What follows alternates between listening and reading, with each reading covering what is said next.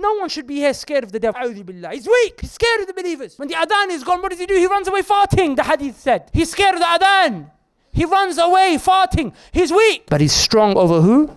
Those who are weak in iman.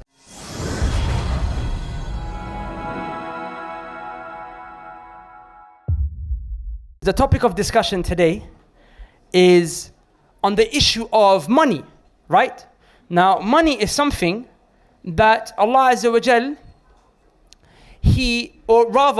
the acquisition of money through business and work and whatever have you, something that Allah Azza wa Jal, He legislated, because that process is necessary for your and my survival, right? I need to work to be able to earn some money, to be able to, take care of my needs and facilitate for my family members. That money, if you got some money left over, you put it back into the community, you help and you feed those who are not able to acquire that money themselves, right? So there's nothing wrong with the concept of money. There's nothing wrong with the concept of money. But the way you get that money can be problematic. And what you do with that money can also be problematic. But money in and within itself, there's nothing wrong with it. So I'm not here to tell you money is bad and don't try and get no money and you shouldn't be one who acquires money. I'm not going to say that to you. Because wealth is a blessing from the blessings of Allah subhanahu wa ta'ala. It can also be a punishment and a test, but it's a blessing. It can be a blessing if used in a correct way. Nor am I here to really talk to you about what you do with the money being haram. i.e. spending that money on haram. I'm not here to talk to you about that. Today I want to talk to you about the way you get that money. How do you acquire that money? Do you acquire it? Do you acquire that rizq of Allah Azza wa Jal in a way that's pure? Or do you acquire it in a way that's filthy? And what are the problems that will take place and manifest if you take that money in a way that's impermissible? And what will happen if you take it in a way that's pure? Before I go into a hadith that I'm going to mention inshallah ta'ala, because the whole talk today is going to revolve around one hadith, I want to mention an ayah to you, because I want to contextualize this discussion. This discussion is not a discussion of a little bit haram change here and there. This is a discussion of the akhirah. It's a discussion based around the purpose of your existence. And you'll see why this ties in later as we go through the hadith. Allah subhanahu wa ta'ala said, وَمَا خَلَقْتُ الْجِنَّ وَالْإِنسَ إِلَّا لِيَعْبُدُونَ. Allah said that Allah, He never created mankind, nor did He create the jinn for any reason, for any purpose, in any way, shape or form, except one. And that is that you worship Allah subhanahu wa ta'ala. How do you worship Him? You worship Him alone. You don't take no idols besides Allah. You don't take no peer beside Allah, no saints besides Allah, no prophets besides Allah. Allah, you worship Him alone subhanahu wa ta'ala. That's why you were created. So now obviously the smart person, after understanding that, what's he going to do? He's going to do worship. The absence of worship, for you, what does that mean? It also means the absence of paradise in the next life. Like, in the person who worships Allah, he will then acquire Jannah. And if he refrains and he refuses to not worship Allah, then Allah will take that person into the hellfire. He'll be dragged face first to the hellfire. Does that make sense, brothers and sisters? So that's why we were created. Now what I want to show you today is that there is a correlation. There is a connection. There is a link between worshipping Allah Azza wa Jal and acquiring money and food and rizq in a halal way. And there is a connection between acquiring money in a haram, filthy way and what? Not worshipping Allah. The two are related. Does that make sense? Without any further ado, let's go into the hadith narrated by Imam Muslim and Imam An-Nawawi rahimahullah ta'ala. He included it in his 40 hadith, where the Prophet sallallahu alayhi wasallam said, Inna Allaha tayyibun wa la yaqbalu illa tayyiba. Allah subhanahu wa ta'ala is pure. Allah is tayyib. He's pure in any way, in every way, shape, or form. He's pure in terms of His names. All of His names are pure. He's pure in terms of His attributes. He's pure in terms of all of His actions. Everything that Allah subhanahu wa ta'ala does is pure. Allah subhanahu wa ta'ala, what He legislated, His ahkam, His rulings, Everything he told you to do and not to do, he's pure in that. In other words, the whole discussion pertaining to Allah subhanahu wa ta'ala, his essence, his actions, everything, it's purity. It's purity. He's safe from any deficiency. He's safe from any shortcomings. He's complete and pure. And because your Lord, brothers and sisters, because your Lord, Allah, because your Lord is pure, لا يقبل إلا طيبة. He will not accept anything from you. He will not accept anything from you. He will not accept it unless it is pure. He will not accept anything unless it is pure. Now, what makes an action pure? What makes an action pure? Two things. Number one, that the action is sincerely done for the sake of Allah subhanahu wa ta'ala. It's done purely for Him. You don't do it to show off. You don't do it to feel a sense of conceitedness about yourself. Look at me, I'm something, look at me. You don't do it because you want people to hear about what you've done after. You do it for Allah's sake. And that's the hardest to do. You know why? Because there's nothing in it for you. If you do something purely for Allah's sake, you can't, so one of the ways to do an action purely for Allah's sake, I'll give you an example, is one that's done in private. One that's done in private. And the action that you do in private is very hard because you don't gain anything from it. You don't gain no thank you, mashallah. You don't gain no Facebook statuses or Twitter statuses or, no retweets for you. Look, mashallah, this brother's doing some amazing. You don't gain none of that because it's privately. It's between you and Allah. You don't get paid for it. You don't get nothing, no fame for it. You've done it privately. And the one who's sincere, even when he's doing actions in public, he's doing them purely for Allah's sake, as if he was doing it in private. He gains nothing from the action. Does that make sense? So that's the first thing. If the action you do it to show off for someone else besides Allah, is it pure anymore? Allah considers this to be impure. Now in it has come what you call minor shirk. Good. The second thing that makes the action pure is that the action is in accordance to the sunnah of the Prophet sallallahu alaihi wasallam. The action is done how the Prophet did it, when the Prophet did it, why the Prophet did it sallallahu alaihi wasallam. You follow him sallallahu alaihi wasallam in how he carried out this action, how he did this thing. Does that make sense? So then these two things, if they are present, they render the action pure. If they are absent, they render the action impure. Allah will accept it from you if you come with these two. But now we have a problem. We have a problem. Because some of us, we do sins. Some of us, we do sins.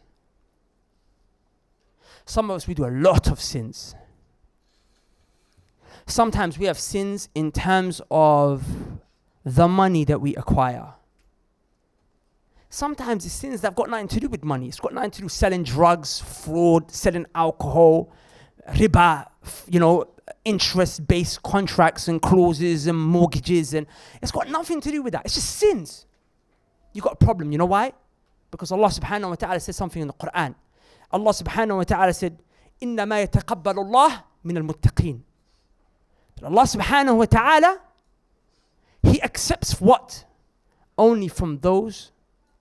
Innama. Allah said, Innama. This shows Allah doesn't accept anything from anyone except they have one characteristic. Who is it? Min al-muttaqeen. The ones who are coming with fear of Allah. The ones who are coming with piety. And fear of Allah subhanahu wa ta'ala has levels. The basic level is that you stay away from that which is haram. Because you're scared Allah's punishment might take you. So you place a shield between you and the haram. But then a level up from that is that you even stay away from the things that Allah dislikes. They're not haram, but He dislikes them. Then there's a level even above, is that you stay away from things that are mubah, they're permissible. Allah, He doesn't like them or dislike them, but you stay away from it. You know why? Because it may take you towards the haram. For example, going to the supermarket or going to the mall and chilling out. Is it necessary? Is it haram to go to the shops? Go to the shopping center? Is it haram to do that? No, it's permissible. Like when a person knows if I stay there for too long, what's going to happen? Fitna all around me. It might take me. So he even lessens the amount of times he has to go. What will he or she do? They'll call Tesco. They say, listen, drop it to the house. They'll drop it to the house. Because the level of taqwa, the level of piety, the level of fear is that high. So now, if Allah subhanahu wa ta'ala says, Inna Allah tayyib, the Prophet said, Inna Allah tayyibun, wa la yaqbalu illa tayyiba. Allah is pure, and He doesn't accept anything except that which is pure. He doesn't accept anything that which is pure. Then one of the things that we realize based on the ayahs, إِنَّمَا يَتَقَبَّلُ اللَّهُ مِنَ الْمُتَّقِينَ, that Allah, He also does not accept an action from a person who's not pious. A person who's coming with what? Sins and sins and sins. So now you come and now you want to do khair. But you're in two worlds. Daytime you're in the masjid with the brothers. Salaamu alaikum akhi. Huh? Nighttime you're on Snapchat. And you know you're preying the girls that you shouldn't be preying. And you know you're creeping into the DMs of those boys, my sisters, if you listen, that you shouldn't be creeping into. And that's very dangerous. Because you're not min al-muttaqeen. You're not from those who are pious, then are you? Rather, you are from those people who are playing around with Allah. The people, you've made them greater than Allah. In the daytime, what do, bro? Salaamu alaikum, ya'ni. Akhi, that's for the people. 5 times a day in the masjid you pray. For the people. But when it's just you and Allah and you're secluded in private, what do, bro? What do you do? Akhi, wallah, you watch pornography, wali'adu billah. In front of the people, some of the kids, what do? They respect their parents. And people are like, oh, what good kids. When you're alone with mom, you talk back to her. These actions are not being accepted. And I'll tell you another hadith of the Prophet ﷺ to show you how scary this is. The hadith narrated in the Sunnah Ibn Majah, rahimahullah ta'ala, where the Prophet ﷺ said that the people are going to come in the day of judgment. And they got deeds that are the size of a mountain.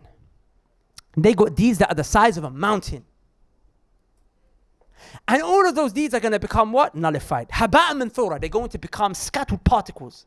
They're going to be destroyed, those deeds. They're going to be nullified, broken down, zero, zilch. Now, Sahaba radiallahu anhum ajma'in, they asked a very important question. Are they Muslims? Are they not Muslims? Why did they ask that? Because the people who get their deeds nullified are the kuffar.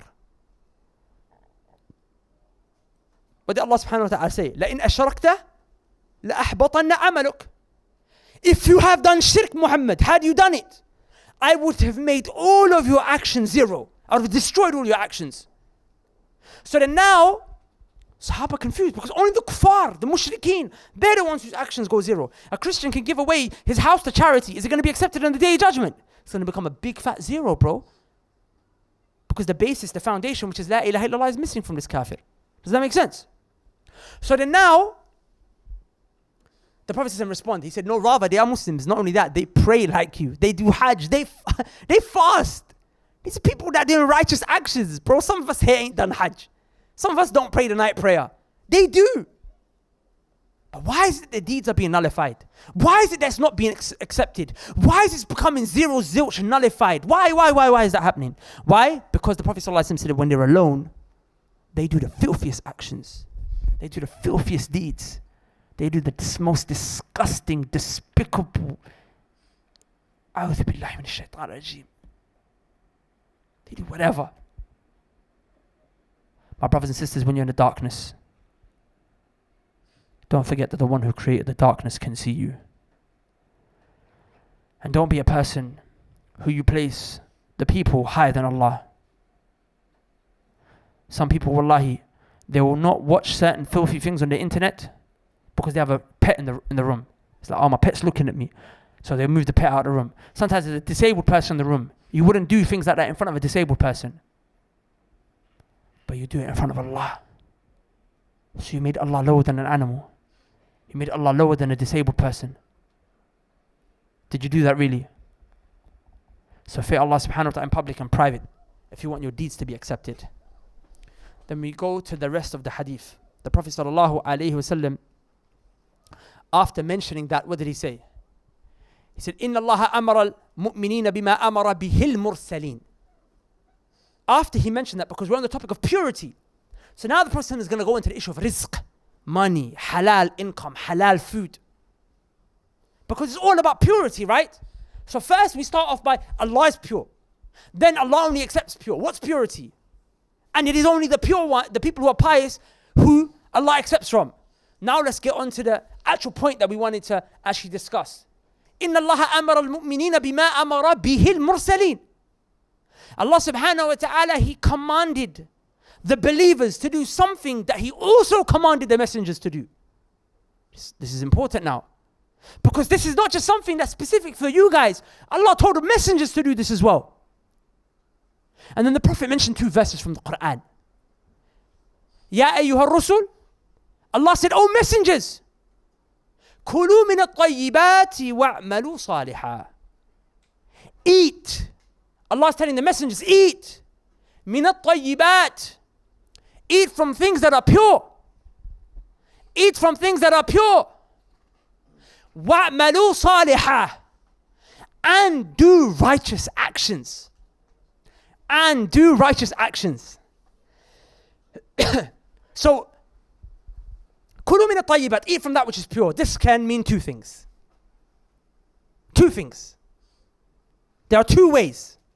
2 things that you need in order for you to eat which is pure. Number 1, the thing that you eat and you put into your mouth, or the job that you do by means of which you acquire rizq, in and within itself is halal. So this is water, right? I'm drinking the water. Is water halal? So this is what? This is min al-tayyibat, from the angle of what? From the angle of its essence. Its essence is pure. But then there is another way that I have to make sure I have met in order for this to be pure. I have to have acquired it. I have to have taken it. I have to have obtained it through a way that is permissible. Pay attention. The water is halal in within itself. But if the water belongs to Mr. Wavy and I grab it from him and steal it from him, is it halal for me to drink it? Is this min al-tayyibat? Is this from the things that are pure? It's from things that are impure. It's filthy right now. Okay. What about I didn't steal anything from Mr. Wavy. I didn't steal nothing from him. But let's just imagine, actually I don't want to use him for this example because he's a very good brother, Allah Barik, but let's just imagine we've got a guy here, we've got a little shaitan here, one of Iblis' offsprings in the human form, and he's a drug dealer. And I buy from him. I don't steal, I buy from him some drugs. Is that pure? Is that pure? But I never stole it. What makes it impure? Go on. But why is drugs bad? Someone said it. The essence of drugs is bad. Do you understand what I mean when I say essence? The actual thing itself. The water in and within itself is pure. The drugs in and within itself are bad. So then when I buy something, or when I eat something, when I put it in my stomach, when I put it in my pocket, it has to be halal, the thing, and the way I bought it, the way I took it, the way I owned it, the way I possessed it, it has to be allowed in the Sharia. It cannot be through deception. It cannot be through cheating. It cannot be through stealing. It cannot be through riba. It cannot be through what? Rishwa, bribery. It can't be through these things. It has to be in a way that is allowed. So now a person works a job and the job is haram. The job is haram. With the job he goes and he buys, he goes to chicken and chip shop. He gets some peri-peri, lemon and herb. Because he's not Asian, he can't take the spice. So what does he do? He eats it. But he's working in the bank. He's working in an insurance company. He's working in a way where he knows he's doing haram. He's working for a record label. He's promoting a club. It's an Instagram influencer that promotes haram things online. Right? These things now, what do? It makes the food he's eating haram. Why? Because the way he's acquired it is through filth. The way he acquired it is through evil. He acquired it in a haram way. Are you with me? So then when Allah subhanahu wa ta'ala said, Ya ayyuha rusul, O messengers, kulu min at-tayyibat, eat from that which is pure. Allah subhanahu wa ta'ala is telling the messengers 2 things. the thing that you eat and drink, make sure it's pure. Don't eat no pigs, no dead corpses, carcasses of animals, right? Nothing that's slaughtered in other than Allah's name. No intoxicants, no alcohol, nothing haram. And also, that's just half of the purity. The other half of the purity is how you came to buy it, how you came to procure it. And can I just mention as a side point, and this is why seeking knowledge is so important, is that how will you know that the transaction that you engage in is permissible if you never studied Islamic finance at the basic level? You never studied Kitab al-Buyu'. You never studied the types of transactions that are impermissible and not allowed in our Sharia. You know, Umar ibn Khattab radiallahu anh would not allow anyone to come into the marketplace to buy or sell. You think it's just if you want to start a business? It's even if you want to go to the shop and buy something. He said he would not allow anyone to come to the marketplace to buy and sell anything. Why? If he did not know the basics of Islamic transactions. He said because the person would definitely fall into riba, would definitely fall into interest. Somehow, some way. Wallahi, I've seen it. There are brothers who, wallahi, they really are good brothers. They really fear Allah subhanahu wa ta'ala. They really do. But they don't seek knowledge. And they're doing business, making money. They never studied Islamic finance ever once in their life. And then when you look and you say, Akhi, wallahi, your business has riba in it. He says, what do you mean riba? I never took no loan, I never took no mortgage. Akhi, riba is deeper than that, Akhi. Riba comes in different ways. It comes in different ways. This is riba right here. And then what happens? Now what does he do with his multi-million-dollar company? Is he going to give it up for Allah's sake? Very few will. So it's better that you start to seek knowledge, brothers, at a very, very, very early age. And I heard Ustad Abdul Abbas, he comes here and he teaches in this masjid. He's a graduate from the University of Medina. You should benefit from him. Ustad Hudayfa's here. He's from the masjid in Oldham. And he also has classes in Hyde. So you guys have classes locally. You guys are not, there's some place in London, people are dying. Where the class is taking place? It's happening here, but no one turns up. So inshallah ta'ala, who's going to make an effort to come to the classes? Put your hand up. Put your hand up. You're in the house of Allah, so don't, that's it, there's a commitment now, Allah's watching. Angels have written it, you put your hands up. Don't go back on your word, you're going to be questioned about it on the day of judgment. So you better be here inshallah ta'ala. We'll have the announcements made for the classes one more time at the end, because I know some of you didn't pay attention at the beginning when they were being mentioned. Alright? Good. So inshallah ta'ala, back to the ayah. Allah subhanahu wa ta'ala said, eat from that which is pure. Then after, what did Allah say? وَأْمَلُوا صَالِحًا. وَأْمَلُوا صَالِحًا. Do righteous actions. Why do righteous actions? Can you do righteous actions if you don't have what? If you don't have? Brothers and sisters, what I'm going to explain to you is very deep right now. Pay very close attention. Can you do righteous actions if your body's weak? So you need to eat, right? Huh? Can you do righteous actions if your body's weak? Can you fast if you're weak? So a person who didn't take care of his diet by eating healthy gets diabetes. Can they fast now? If they got a severe case of diabetes, they can't. So you need to eat food and healthy food in order to be able to worship Allah. When you don't eat, or for example, you eat too much. Can you pray Taraweeh? You're conked out. I'm finished, bro. I'm finished. So the point is, you need food, the right amount, the right kind of food, the healthy kind of food. You need it in order to be able to worship Allah. So it makes sense. Allah is saying to the prophets, "Kulu min at-tayyibat." Eat from that which is pure. Wa'malu salihah. Worship Allah. Why it's important? Because what do we say? What was the reason you were created? What was the reason you were created? So you could worship Allah subhanahu wa ta'ala. Now pay attention. Here's where it gets interesting. If a person doesn't eat pure, they eat from haram, i.e. the thing itself is haram. Drugs, cigarettes, alcohol all day. He's eating haram, pork, this, that, blah, blah, blah. Riba, he's putting his riba money, stolen money into his stomach. He's eating all day haram. His job is haram, everything's haram, right? This person, or he acquired it through haram means, this person will not even be able to do righteous actions.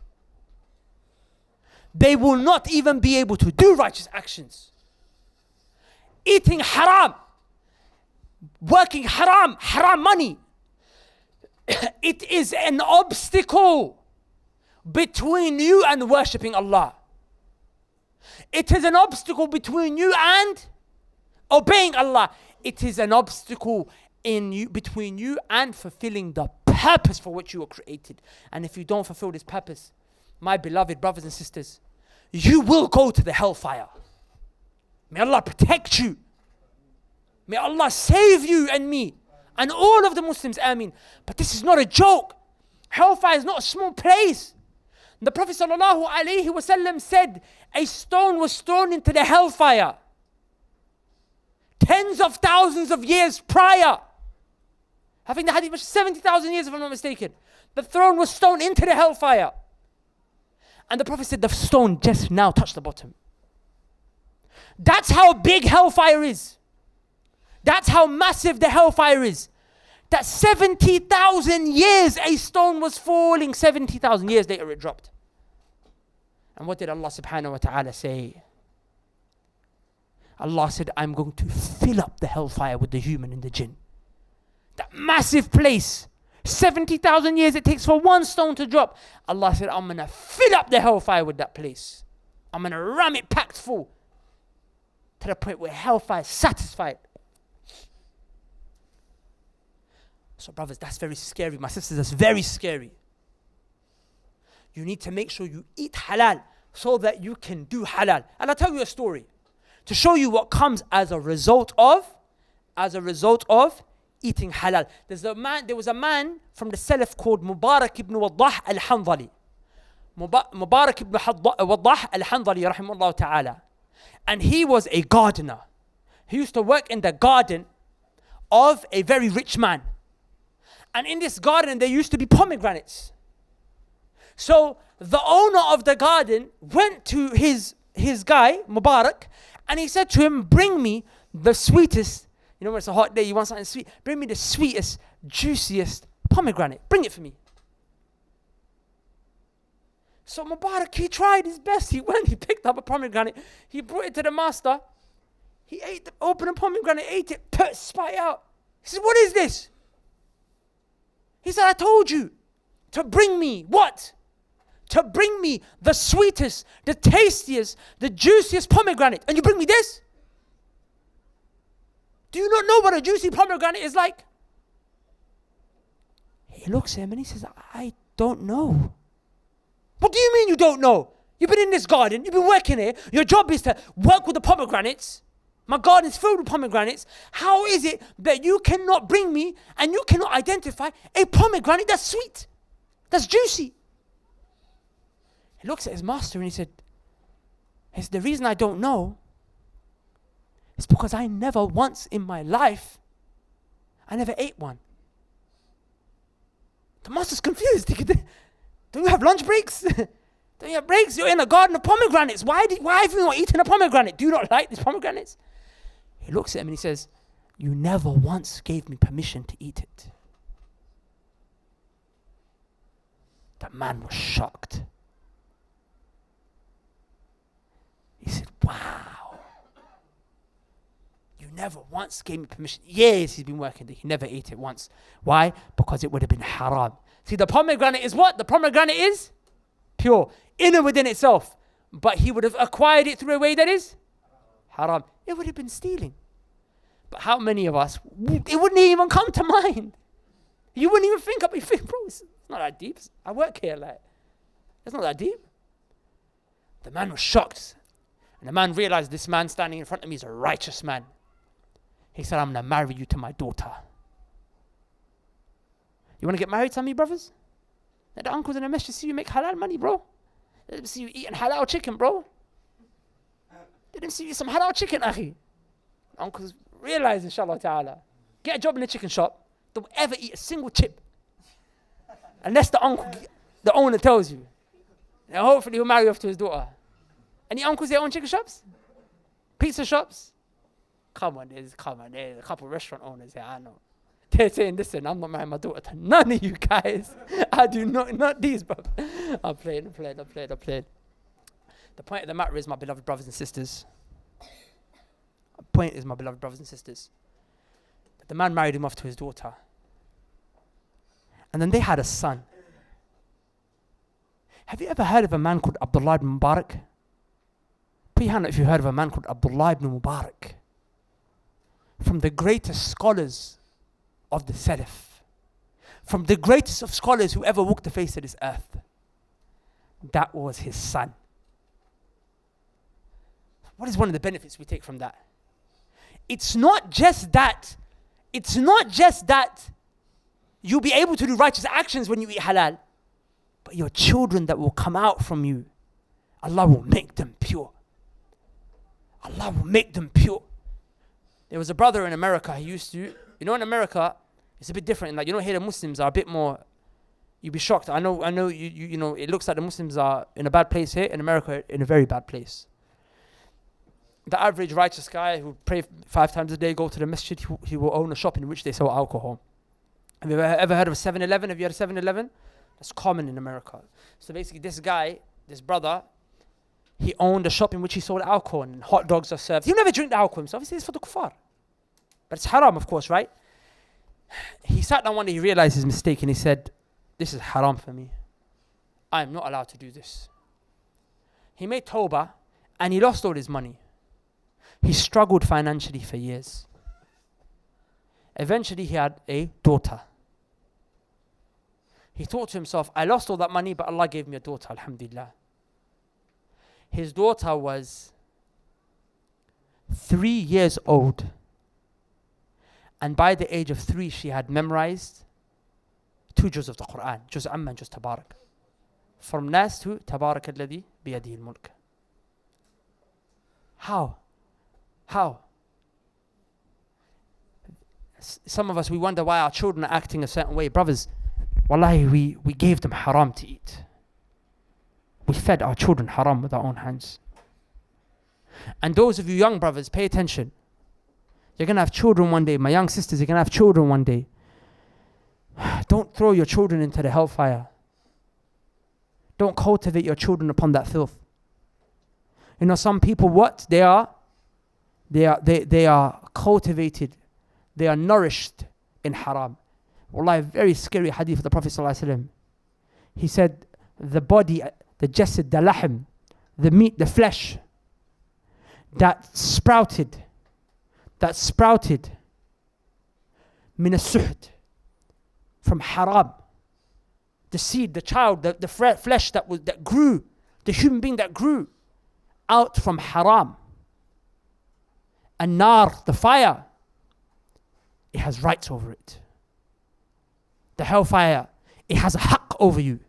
The same way your parents have a right over you, right? That they can take you and pull you out whenever they want. The hellfire, it has a haqq over you. It has a right over that flesh. No. You ate haram. You grew up in haram. You were raised in haram. Of course, if one's parents make money out of haram and it's not your fault and you didn't do it intentionally, that's not your fault. But the reality is that a lot of the time, the children, the apple doesn't fall far from the tree. Sometimes it falls very far. It falls very far. It falls all the way in Mexico. You think this child is different, Allah barik. But a lot of the times, the apple doesn't fall far from the tree. So don't destroy your children like that. The next ayah that the Prophet mentioned in the ayah, in the hadith was, Ya ayyuhalladhina amanu, O you who believe. Ya ayyuhalladhina amanu. Kulu min at-tayyibati mimma razaqnakum washkuru lillah. The next ayah, because remember at the beginning of the hadith, what did the Prophet say? Allah commanded the believers the same thing He commanded the messengers. So now we just had the ayah, Allah told the messengers, O messengers, do what? O messengers, do what? Eat from that which is pure and worship Allah.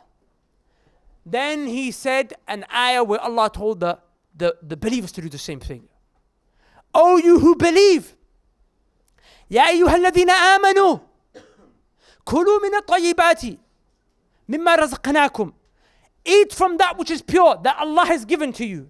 Eat from that which is pure. And then what was said after that? Washkuru lillah. And be grateful to Allah. Be grateful to Allah. And how does one manifest gratitude? What did Allah say to Dawud alayhi salam? His family. He said, "I'malu ala Dawud shukra." O family of Dawood, do good. Sorry. O family of Dawood, do shukr. You think shukr is a word that you say, huh? Someone says, you're not grateful. Be grateful to Allah. Does that mean you say, thank you Allah? Is that what it means? It means more than that. اعملوا آل داود شكرا. It means do actions, أعمال. Do things. Salah is an action. Qiyam is an action. Night prayer. Obedience and dutifulness to your parents is an action. Sadaqah, charity is an action. Zakat is an action. Umrah, Hajj is an action. Seeking knowledge is an action. Implementing knowledge is an action. Transmitting and conveying knowledge is an action. Do actions. Show Allah, Allah, I'm grateful. Again, you don't eat the halal, you're not going to be able to be grateful. You're not going to be able to worship Allah. You're not going to be able to do righteous actions. And not only that, إِنَّمَا يَتَقَبَّلُ اللَّهُ مِنَ الْمُتَّقِينَ. Allah is not going to accept from you if you're doing those sins, because He only accepts from those who are pious. Does that make sense, my beloved brothers and sisters? Do you understand what I'm saying? I haven't finished the hadith, and I don't want to go on too long. It is a very hot day. It is a very hot day, and I've gone on for about 36 minutes. And that 36 minutes, for me even, and I'm the guy talking, it actually felt like I went on for an hour. For you guys, it must be a lot worse. So I'm going to stop here. The next part of the hadith, inshallah, I'm going to finish it off in Leicester. When we go to Leicester, what day were we in Leicester? Saturday, I think, right? So we're going to, the tour, the Matthew Nusha tour we're doing is going around. So it would be nice if you guys, look, we came to visit you all the way up in Manchester. You can meet us halfway in Leicester, inshallah ta'ala, next week Saturday, and we'll finish the rest of the hadith bi-idhnillahi ta'ala. But I will say one thing to you, my beloved brothers and sisters. I will say one thing to you. Allah subhanahu wa ta'ala took a qasm. He took an oath. Allah said, وَفِي السَّمَاءِ رِزْقُكُمْ وَمَا تُوعَدُونَ. Allah said, I swear. The waw is waw al-qasm. Allah said, I swear. Allah said, I swear. I take an oath that in the sky is your rizq. Your rizq, your provision. Brothers, Allah took an oath. Sisters, Allah took an oath. He's going to provide for you. It's there. No one's going to go hungry. No one's going to go broke. Don't worry. You will be provided for. You will. Your money will come. That rent money will come. You'll be able to pay off those bills. You'll be able to cover those debts. That money will come. Allah said, I swear it's there. Do you know what Imam Hassan al-Basri said in this ayah? Imam al-Hassan al-Basri, he said, destruction upon you. Allah is swearing and taking an oath, a qasam, and saying your rizq is there. And destruction be upon the one who didn't believe Allah when He said it. Who was the one who didn't believe it? The one who said, listen, akhi, how else am I going to provide for my family? You know, these guys, so many times I meet brothers that are selling drugs. They tell me, what? How am I going to pay off the bills? Who's going to pay the council tax? Who's going to bring food on the plate? Who's going to take care of my mum? Allah is going to take care of your mum. Allah's going to help you have that food in your plate. Allah's going to give it to you. He didn't believe Allah when He said, وَفِي السَّمَاءِ رِزْقُكُمْ. The one who takes out mortgage, who takes out loans. Brothers, wallahi, haram money, it destroys people. Wallah, I've seen it with my eyes. We're suffering from possession, huh? Jinn possession in our community. Pretend if you're possessed. I'm joking, don't. Slightly, I believe half the people in the room are possessed. Most, honestly, it's just me. It's just my induction based on my experience. Half people in the world are possessed right now. So that might be a bit of an exaggeration, but there are more people that are possessed more than you know. And I'll tell you one primary reason. Look what Allah Azza wa Jalla said in the Quran. He said, الَّذِينَ يَأْكُلُونَ الرِّبَا. The ones they eat riba. They eat haram money. Huh? House on mortgage, huh? Credit cards, paying interest. Even signing a contract that has riba in it. You take what? You go to the Apple store, you get 12-month interest free. 12-month interest free. Akhi, on the 13th month, he's charging you interest. That's haram. You go to DFS for a sofa. New couple gets married. They buy a new sofa. Don't worry, bro. You see the brother with a beard in DFS signing a contract. It's a 0% interest free. This is where you need to seek knowledge, akhi. This is where you need to go to those transactions. This is where Umar said, you will fall into riba if you don't know. Because you need to know that the contract in which it's written that you may have to, under certain circumstances, pay riba. For example, the 13th month, the 28th month, the 100th month, the 1000th month, the 1,000,000th month. The whole contract is cursed. So وَالَّذِينَ يَأْكُلُونَ الرِّبَا, the ones who they eat the riba, لَا يَقُومُونَ, they will not stand and they will not be able to stand. إِلَّا, except like the ones who, what? يَتَخَبَّتُهُ الشَّيْطَانُ مِنَ الْمَسِّ, except they stand like the ones who are touched by the shaitan, possessed by the devil. Shaitan possessed them. Ibn Taymiyyah took from this. He took from this that there is a connection between haram money and being possessed by the devil. Not only that, the ulama, they went further. They said, riba, why is it that you're standing like one who's been touched by the devil? Because it's haram. So then all other haram actions lead to possession as well. Watching filthy things online lead to possession. Music, brothers, it will lead to possession. It's what? The salt of shaitan. Surah Al-Isra, Allah said it's the salt of shaitan. The Sahaba said it's music. You're listening to music, brothers and sisters. You're listening to shaitan's voice. So shaitan possesses you. You eat haram. You take haram transaction. Shaitan possesses you. You watch filthy things online. When a man is with his wife, he has to make a dua. Allahumma jannibna shaitan. Wa jannibna shaitana mimma razaqtana. Oh Allah, when he's being intimate with his wife, what husband and wife do, at that time, he says, Allah, I seek refuge in you, and me and my wife, we seek refuge in you from shaitan, and even in children that might come from this. Mujahid ibn Jabr, rahimahullah ta'ala, who was a student of Ibn Abbas, one of the greatest mufassirin from the tabi'een, if not the greatest, one to explain the Quran. He said, this shows that shaitan, he's there when a husband and wife are with each other being intimate. Because shaitan's filthy, he likes to see this. Not like human beings that like to watch filthy things online. They like to go into websites and watch filthy things. Shaitan, he likes that. That's why he told you to do it. So he tries to come and watch the husband and wife when they do it. So shaitan is there. So because shaitan is present, the Prophet told you, make this dua to protect yourself from him. They're like, what about the one who's doing it with his girlfriend? What about the one who's watching it filthy online? Shaitan's there with you. The devil is there. And the Prophet said, your iman comes out of your body. So then the shaitan jumps in your body and you're possessed. And then destroys your life. And of course, no one should be here scared of the devil. A'udhu billah. He's weak. He's scared of the believers. When the adhan is gone, what does he do? He runs away farting, the hadith said. He's scared of the adhan. He runs away farting. He's weak. But he's strong over who? Those who are weak in iman.